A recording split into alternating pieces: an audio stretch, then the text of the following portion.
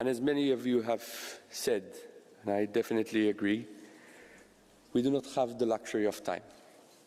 We need to act fast because literally there are lives at risk in this case. And after having heard the conversation that we've just had now, I have three reflections, 3 points to make.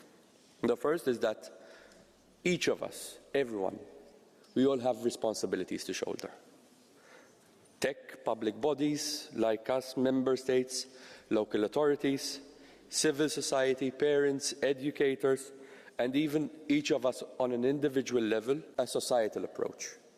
The Commission is shouldering its responsibility. The Commission is doing its part.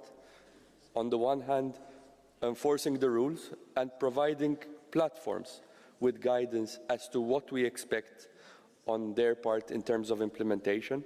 And in fact, right now there is a public consultation on the new guidelines under Article 28 of the Digital Services Act, and there are a number of enforcement actions, which I mentioned in my earlier remarks.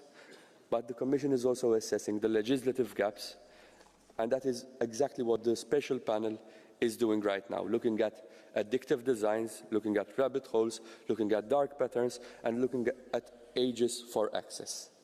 Which brings me to my second point. Legislation alone will never be enough. And taking people completely offline should never be our objective. So legislation must always be complemented with digital education, digital literacy. This is what we propose in the Action Plan on Cyberbullying, along with healthy alternatives to screen time.